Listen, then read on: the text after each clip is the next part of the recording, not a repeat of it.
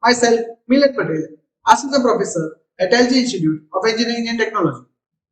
In today's lecture, we will cover introduction of traverse survey, instrument used for angular measurement, and temporary adjustment of compass.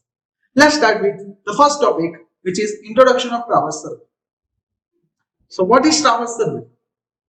When area to be surveyed is relatively small and flat, chain surveying is carried out using triangulation method, which is discussed in linear measurement chapter. But when the area is too large, undulated or crowded, triangulation is not possible. In that case, traversing method is carried out. So what is traversing? Traverse survey is the type of survey in which number of connecting lines form the framework like this. This is the traverse A, B, C, D, E, having distances A, B, B, C, C, D, D, E, and E, and their angles. If compass is used to find out these angles of this traverse, it is called as compass traversing. This traversing is the principle of compass survey. Now, let's move to our second topic of this lecture, instrument used for angular measurement. This instrument are mainly divided into two types, for measuring horizontal angles and for measuring horizontal directions. For measuring horizontal angles, first instrument which is used nowadays is theodolite. This is the image of theodolite, which is used for measuring horizontal as well as vertical angles accurately. There is also one instrument which is tachymeter. It's the advanced version of theodolite. It's also used nowadays. The second instrument is total station. This is the electronic distance measuring machine, which is used for measuring horizontal and vertical angles as well as distance. It is also used for measuring height or level of any ground. And the last is box testament. This is the old instrument which is used before. Now this instrument becomes obsolete. For measuring horizontal direction, magnetic compass is used. In this chapter, we will discuss this magnetic compass. So what is magnetic compass? It is a small instrument consisting magnetic needle, graduated circle or graduated disc, and a line of sight.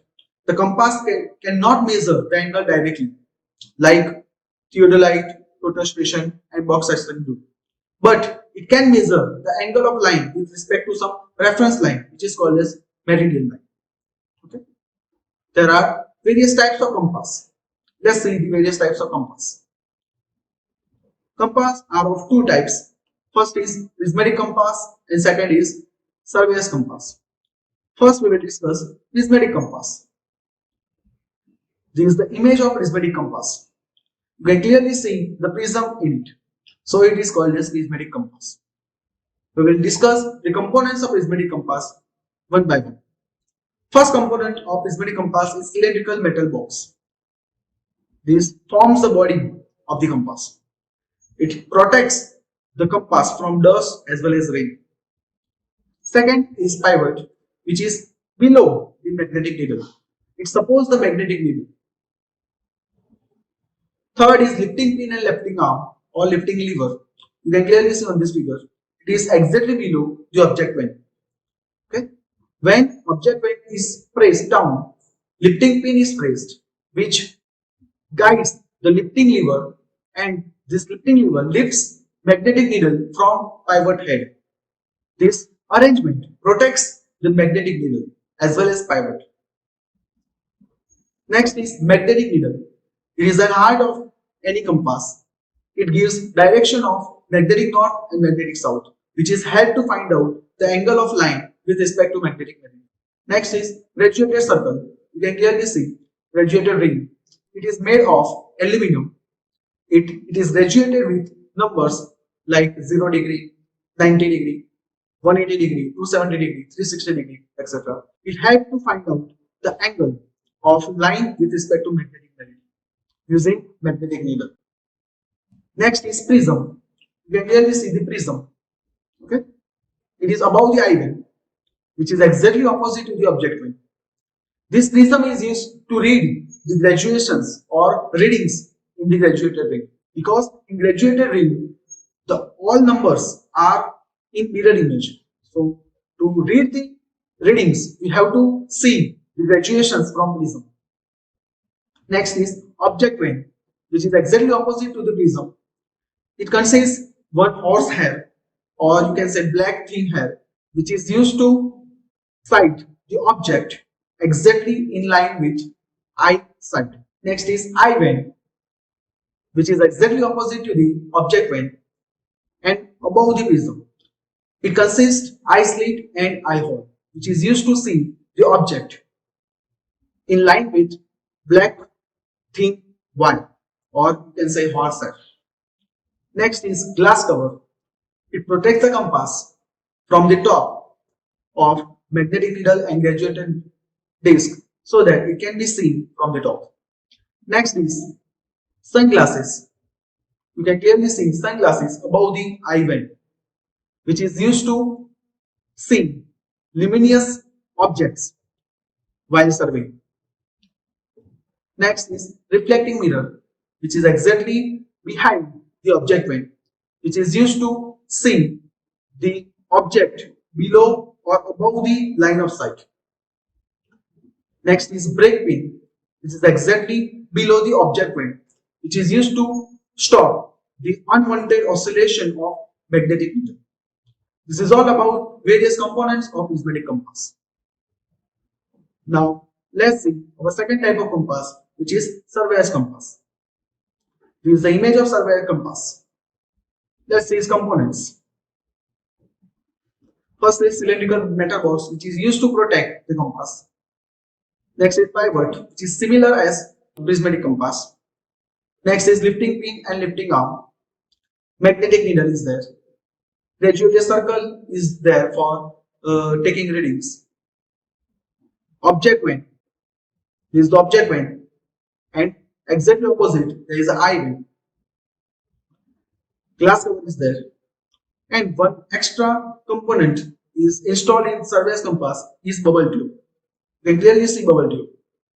This bubble tube helps to level the compass on the tripod. Now let's see the difference between prismatic compass and surveyor's compass.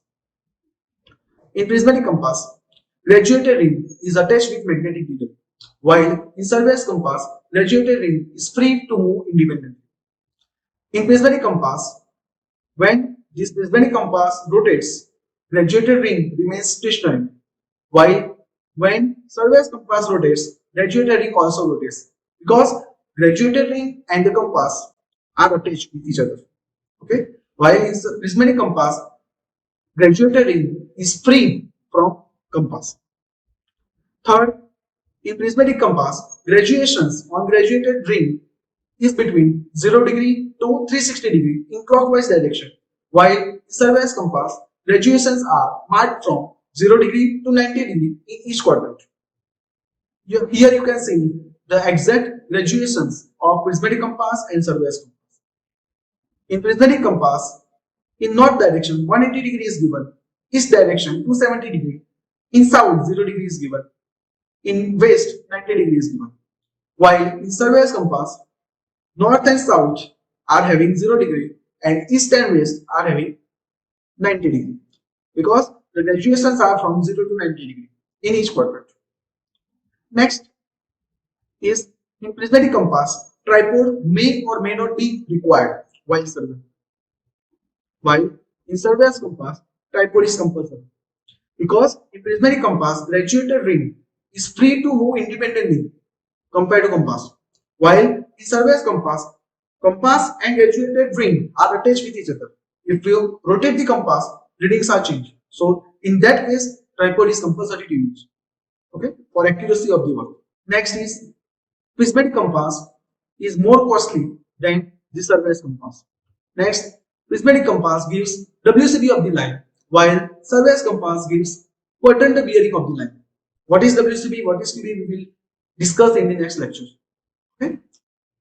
In prismatic compass, sighting and reading can be done simultaneously, while in surveyor's compass, sighting and reading cannot be done simultaneously.